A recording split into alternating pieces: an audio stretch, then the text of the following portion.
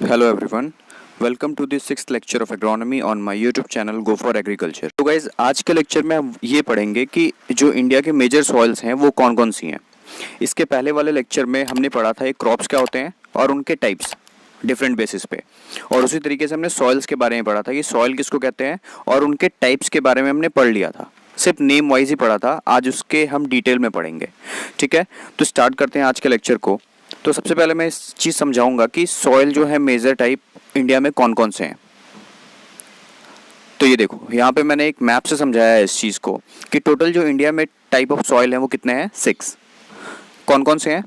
पहला है mountain and forest soil, दूसरा है एलुवियल सॉइल, तीसरा है रेड एंड येलो सॉइल, चौथा है ब्लैक सॉइल, पांचवा लेटराइट सॉइल, और जो लास्ट है वो है एरिड सॉइल या फिर डेजर्ट सॉइल भी कहते हैं इस चीज़ को। ठीक है, तो देखो अभी हम इन सब के बारे में डिटेल में पढ़ेंगे, लेकिन यहाँ पे चीज़ क्या ध्यान रखने वाली है कि अभी सबसे पहले देखो एलुवियल सॉइल। एलुवियल सॉइल कहाँ पाया जा रहा है? मेनली स्टेट्स देखो, बिहार कवर करता है, यूपी, और यहाँ पे हरियाणा, दिल्ली, पंजाब का कुछ रीजन, फिर यहाँ पे गुजरात, और यहाँ पे कोस्टल लाइन ऑफ ये जो ईस्ट कोस्टल लाइन है ना, वहाँ पे ये एलुवियल सॉइल्स हैं। ठीक है, इधर हम देखेंगे तो सिक्किम साइड पे भी है, और जो हमारा नॉर्थ इंडिया है वहाँ पे, नॉर्थ ईस्ट इंडिया है उस साइड पे भी है। सेकेंड टाइप का सॉइल है वो है माउंटेन सॉइल। देख लो, जो भी हमारा माउंटेनियस रेंज है, जो हिमालय है, वहाँ पे क्या हो जाएगा, माउंटेन वाले सॉइल हो जाएंगे। थर्ड कौन सा है? Red and yellow soil. तो रेड एंड येलो सॉइल हमने बहुत जगह देखा भी है। तो ये देखो, बिहार का कुछ रीजन है, झारखंड का कुछ रीजन है, ठीक है, यहाँ पे उड़ीसा स्टेट आता है वो है। तो ये सारी चीज़ें मैं क्यों बता रहा हूँ कि इन सॉइल के अगर लोकेशन को तुम अगर मैप वाइज भी अगर कुछ कुछ याद रखते हो तो तुम यहाँ पे बता सकते हो कौन सा स्टेट कवर हो रहा है उस सॉइल के अंदर में। और दूसरा, इस चीज़ से तुम याद रख सकते हो कि क्रॉप कौन कौन सी, जो वहाँ की डोमिनेंट क्रॉप्स कौन कौन सी हैं। तो ये मैप बस इसीलिए है कि मेजर टाइप ऑफ सॉइल्स कौन कौन सी हैं ये याद कर लो इस मैप से, और दूसरा कि इसके अंदर स्टेट, और तीसरा इसके अंदर क्रॉप कौन कौन सी है। तुम इस चीज़ का अंदाज़ा लगा सकते हो अगर ये मैप अगर तुम्हें याद रहता है तो चलो फिर हम स्टार्ट करते हैं अपने फर्स्ट सॉइल से। तो फर्स्ट जो सॉइल है वो है हमारा एलुवियल सॉइल। ठीक है, तो एलुवियल सॉइल का दूसरा नाम क्या होता है? इंडो गैंगेटिक एलुवियम या फिर north Indian river plain alluvium. ठीक है, तो इसका दूसरा नाम बहुत सारा है, जैसे मैंने 2 नाम तो बता दिया। तीसरा इसका नाम फल्वी सोल्स भी कहते हैं। तो कम्पिटिटिव पेपर में इनका दूसरा नाम जो है ना, फल्वी सोल, ये बहुत पूछा जाता है। तो यहाँ पे इसको इंडो गैंगेटिक एलुवियम कह रहे हैं और north Indian river plain alluvium कह रहे हैं। तो इसका मतलब ये क्या बता रहा है कि एलुवियल सॉइल का लोकेशन क्या है, कहाँ पे प्रोमिनेंटली पाए जाते हैं। तो अगर मैप से फिर से देख लो इस चीज़ को, तो ये रीजन था ना, ये जो ग्रीन वाला रीजन है ये, तो यहाँ पे बहुत सारी रिवर्स हैं इंडिया की, जो मेनली रिवर्स हैं। इसमें रिवर में कौन कौन से आती है? इंडस रिवर है, गंगा, ब्रह्मपुत्र इस राइट कॉर्नर पे है, गोदावरी, कृष्णा, यहाँ पे बहुत सारी रिवर्स हैं यहाँ पे, इसी वजह से इसका ये नाम है। ठीक है, it is the most extensive soil of India. मतलब ये जो सॉइल है मैक्सिमम बहुत ज़्यादा जगह पाई जाती है। तो इंडिया का ये जो टोटल एरिया है उसमें से 48 मिलियन हेक्टेयर एरिया जो है वो एलुवियल सॉइल का है। ठीक है, मतलब जो टोटल लैंड मास है उसका 48 मिलियन हेक्टेयर किसका है? एलुवियल सॉइल का है। अब एलुवियल सॉइल भी जो है 3 तरीके की होती है। पहला डेल्टाइक एलुवियम, दूसरा कैलकेरियस, और तीसरा कोस्टल एलुवियम। ये तीनों किस बेसिस पे है? इनके लोकेशंस के बेसिस पे है कि अगर वो डेल्टा रीजन में है तो डेल्टाइक बोलेंगे, कोस्टल रीजन में है तो कोस्टल एलुवियम बोलेंगे। ठीक है, तो ये बेसिकली जो एलुवियल सॉइल है वो बनता किस तरीके से है? ये ट्रांसपोर्टेशन से बनता है। किसके ट्रांसपोर्टेशन से? वाटर और स्ट्रीम्स, यानी जो रिवर और स्ट्रीम में जो वाटर फ्लो होता है वो इन मिट्टी को क्या कर देता है? डिपॉजिट कर देता है अपने आसपास वाले रीजन में। इसीलिए इनको क्या बोला जाता है? इंडो गैंगेटिक, मतलब जो अपना रिवर है उसके आसपास पाए जाते हैं ये। ठीक है, मतलब प्लेन्स में, जो रिवर के आसपास जो प्लेन एरिया है और जो कोस्टल रीजन है वहाँ पे। अब जो एलुवियल सॉइल है वो 2 तरीके के हो सकते हैं, या तो एक पुराना एलुवियल हो सकता है और दूसरा नया जो अभी बना है। तो जो नया एलुवियल सॉइल बना होगा उसमें जो सॉइल हॉरिजन है, जो लेयर होता है OAEBC वाला जो लेयर हम पढ़ते हैं सॉइल हॉरिजन, वो नहीं होगा। लेकिन जो ओल्ड एलुवियम है उसमें हो भी सकता है और नहीं भी हो सकता है। तो ये चीज़ ध्यान रखना, जो ओल्डर एलुवियम है उसमें जो सॉइल हॉरिजन है वो हो सकता है, नहीं भी हो सकता है, लेकिन नए वाले में वो नहीं होगा। ठीक है, तो अब इसमें बात करते हैं कि जो ओल्डर एलुवियम है उसको हम लोग क्या बोलते हैं? उसका नाम जो होता है वो होता है भांगर, BHANGAR। और जो नया एलुवियम फॉर्म होता है उसको हम लोग क्या बोलते हैं? खादर। ठीक है, इन दोनों को कैसे डिफरेंशिएट कर सकते हो? जो नया एलुवियम होगा वो लाइट कलर का होगा और ज़्यादा सैंडी नेचर का होगा, लेकिन जो ओल्ड एलुवियम होगा वो डार्क कलर ज़्यादा उसमें क्ले पाया जाएगा और उसमें नोड्यूल्स, जो क्ले के नोड्यूल्स बनते हैं ना, वो उसमें ज़्यादा होंगे। ठीक है, अब मैंने इसका रीज़न बताया कि ये रीज़न जो है इस नदी के अराउंड के पास होता है। ठीक है, तो इसमें स्टेट्स कौन कौन से कवर होंगे? यूपी, बिहार, वेस्ट बंगाल, गुजरात, पंजाब, राजस्थान, आंध्र प्रदेश, तमिलनाडु, ये सारे स्टेट्स के कुछ कुछ पार्ट जो हैं एलुवियल सॉइल्स में आते हैं। अब इस सॉइल की प्रॉपर्टीज़ के बारे में देख लो। तो सॉइल प्रॉपर्टी में हम देखेंगे तो ये जो है हाई पोटेशियम कंटेंट होता है, इसमें फॉस्फोरस मीडियम होता है और नाइट्रोजन जो होता है लो होता है। एक चीज़ ध्यान रखना कि इंडिया में जितने तरह के भी सॉइल्स हैं उसमें नाइट्रोजन डेफिशिएंसी बहुत ज़्यादा देखा जाता है। ठीक है, और जो पोटेशियम है वो हमेशा हाई ही देखा जाता है। मतलब जो इंडियन सॉइल्स हैं उनमें पोटेशियम कंटेंट ज़्यादा होता है और नाइट्रोजन कंटेंट क्या होता है? कम होता है। ओवरऑल एलुवियल सॉइल के बारे में अगर हम बात करें तो रिच इन न्यूट्रिएंट होता है, फर्टाइल होता है, अच्छे क्रॉप को सपोर्ट करता है ग्रोथ में। अगर पानी अगर अच्छे से दिया जाए तो इसमें इतना न्यूट्रिएंट होता है कि अच्छे ग्रोथ में हेल्प करेगा प्लांट के। ठीक है, इसमें जो क्रॉप्स हम लगाते हैं वो mainly vegetables, rice, wheat, cotton, मेज एंड शुगर केन। तो तुम स्टेट से भी देख सकते हो कि उत्तर प्रदेश में ज़्यादा व्हीट होता है, राइस होता है, तो वो कवर हो जा रहा है। वेजिटेबल्स कहाँ होते हैं? लगभग हर स्टेट में होते हैं। वेजिटेबल के लिए अच्छा सॉइल कौन सा है? एलुवियल और ब्लैक है। ठीक है, और मेज और शुगर केन जो है हमारा यूपी में होता ही है। तो ऐसे करके तुम, अगर तुम्हें स्टेट पता है तो तुम क्रॉप्स बता सकते हो ईजिली। ठीक है, तो देखो ये सारे पॉइंट्स मैंने कवर कर दिए हैं। तो मेनली जो ध्यान रखना, जो एलुवियल सॉइल होता है नाइट्रोजन डेफिशिएंट होता है। दूसरा तरह का जो सॉइल है वो है रेड सॉइल। रेड सॉइल का दूसरा नाम क्या होता है? एल्फी सोल्स। ये रेड कलर का इसलिए होता है क्योंकि इसमें फेरिक ऑक्साइड पाया जाता है ज़्यादा अमाउंट में। ठीक है, तो फेरिक ऑक्साइड की वजह से जो कलर है सॉइल का वो क्या हो जाता है? रेड। समटाइम जो रेड सॉइल है कहीं कहीं पे येलो कलर में भी दिखता है, कंप्लीट येलो नहीं, mixed of red and yellow. ठीक है, ये भी एक एक्सटेंसिव सॉइल है। मतलब ये जो एरिया कवर करता है लैंड मास का वो है 30 मिलियन हेक्टेयर ऑफ लैंड। ठीक है, ये जो सॉइल है वो बना होता है अपने पेरेंट रॉक से, जिसका नाम है मेटामॉर्फिक रॉक या फिर ग्रेनाइट्स। ये ग्रेनाइट से बनता है और मेटामॉर्फिक रॉक से बनता है। ठीक है, ये मेनली पाया जाता है सेमी एरिड रीजन्स और आर लाइटली टेक्सचर्ड। इसका कहने का क्या मतलब है कि ये सेमी एरिड रीजन में पाया जाएगा, मतलब थोड़ा ड्राई कंडीशन जहाँ पे हो। और दूसरा लाइट टेक्सचर। टेक्सचर किसको बोलते हैं? कि हमारा जो सैंड, सिल्ट एंड क्ले है उसका कॉम्पोजिशन वाइज अगर हम बात करें तो ये लाइट होता है। ठीक है, इसमें जो क्ले पार्टिकल पाया जाता है वो होता है कायोलिनाइट। ठीक है, इस सॉइल के अगर हम प्रॉपर्टीज़ के बारे में बात करें तो इसकी जो परमिएबिलिटी होती है वो लो होती है। ठीक है, मतलब ये वाटर को क्या कर सकता है? होल्ड कर सकता है। कैटायन एक्सचेंज कैपेसिटी इसकी लो होती है। वाटर होल्डिंग कैपेसिटी भी इसकी क्या होती है? लो होती है। ठीक है, they are degraded and drain type of soil.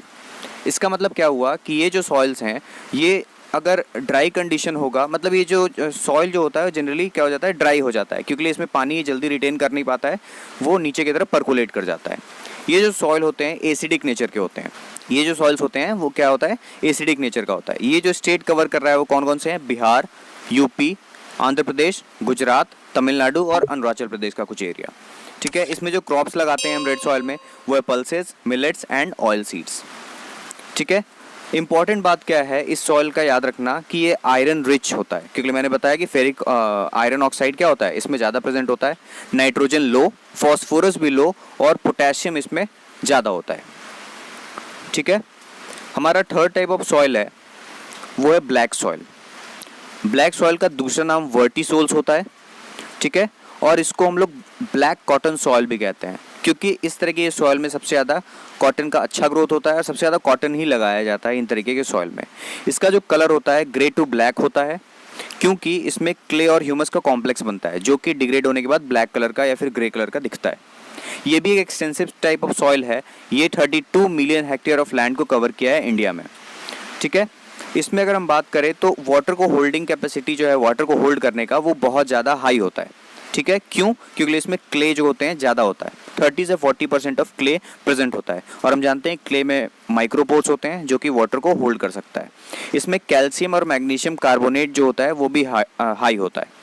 ठीक है, अगर हम बात करें फील्ड प्रिपरेशन का, तो फील्ड प्रिपरेशन में हम लोग को इसमें मैंडेटरी है कि हम इसमें सेकेंडरी टीलेज करें, क्योंकि इस सॉइल की एक प्रॉपर्टी है कि जब इसको वेट करते हैं तो ये बहुत ज़्यादा स्वेल कर जाता है, और जब ये ड्राई होता है तो बहुत लंबे लंबे क्रैक्स आ जाते हैं इसमें। इवन कभी कभी मीटर्स में भी क्रैक आते हैं। तमिलनाडु के कुछ पार्ट में इनमें मीटर मीटर क्रैक्स हो जाते हैं, और उसके विड्थ लगभग 5 से 6 सेंटीमीटर तक का हो जाता है।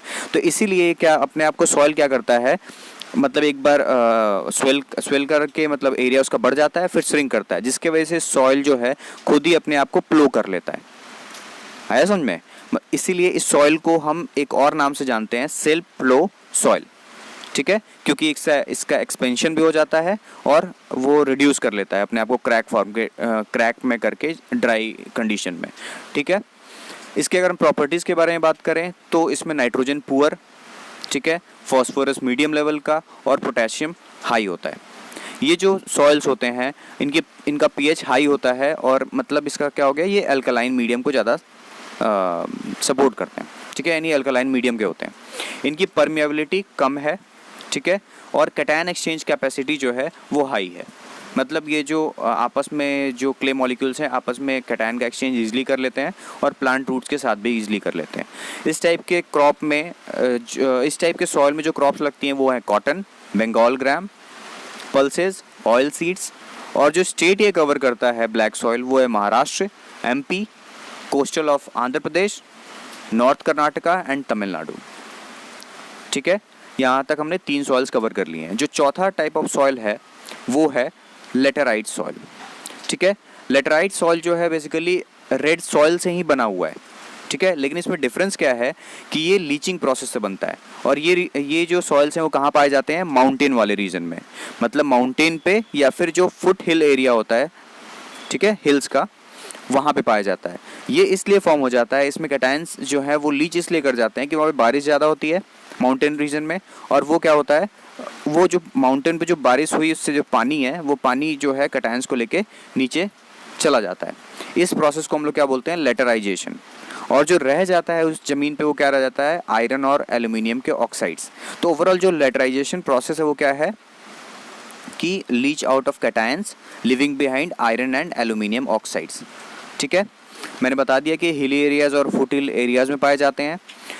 इसका स्पेशल प्रॉपर्टी क्या है कि ये क्ले कंटेंट इसमें सबसे ज़्यादा लोएस्ट होता है। ठीक है, ऑर्गेनिक मैटर रिच होता है, वाटर होल्डिंग कैपेसिटी इसमें क्या होती है, मीडियम होती है। ओवरऑल जो ये सॉइल के बारे में बात करें तो फर्टिलिटी जो है इसकी रीच है। इसके फर्टिलिटी रीच होने का रीज़न क्या है, इसके फर्टिलिटी रीच होने का रीज़न क्या है कि इसमें वाटर होल्डिंग कैपेसिटी है, यानी वाटर को अच्छे तरीके से होल्ड कर पाता है, और दूसरा ये है कि इसमें ऑर्गेनिक मैटर जो है वो क्या है, अधिक है। ठीक है, इसके और हम प्रॉपर्टी के बारे में बात करें तो ये जो है बहुत हार्ड हो जाता है अगर वो ड्राई हो जाए तो, जैसे कि तुम यहाँ फिगर में देख सकते हो, इसमें क्या है, क्लॉट्स बन गए हैं, ड्राई होने पे क्या हो जाते हैं, क्लॉट्स बन जाते हैं। सॉइल का जो नेचर है वो एसिडिक नेचर है, और जिसमें क्रॉप्स लगते हैं वो है पाइनएप्पल, टी, रबर और स्पाइसेस लगाए जाते हैं। ठीक है, हमारा जो 5वां टाइप ऑफ क्रॉप है, सॉइल है, वो है हमारा डेजर्ट सॉइल। डेजर्ट सॉइल जो है बहुत ही इंडिया के एरिया को कम कवर किया हुआ है, ओनली 4% ऑफ लैंड को कवर करता है, और ये जो सॉइल होता है सबसे सूखा, ड्राइएस्ट सॉइल कहा जाता है।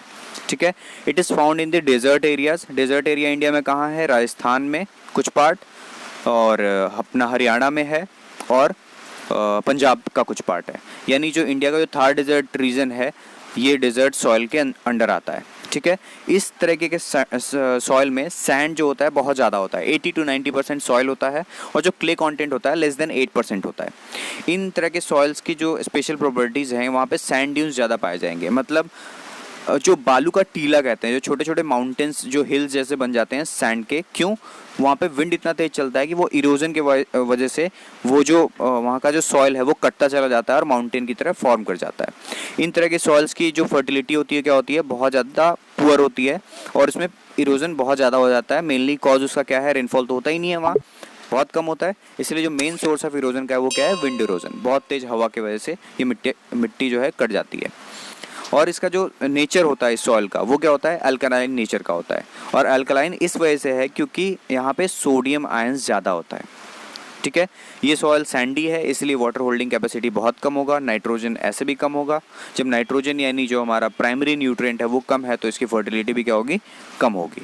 क्रॉप्स जो है यहाँ पे कैसे क्रॉप्स लगेंगे, जिनको वाटर बहुत कम चाहिए, जैसे डेट पाम हो गया, कुकुम्बर हो गया, ठीक है। कुकुम्बर को वाटर चाहिए लेकिन कुछ समय के लिए चाहिए, उसको होल्ड करके सॉइल में नहीं रखना होता है।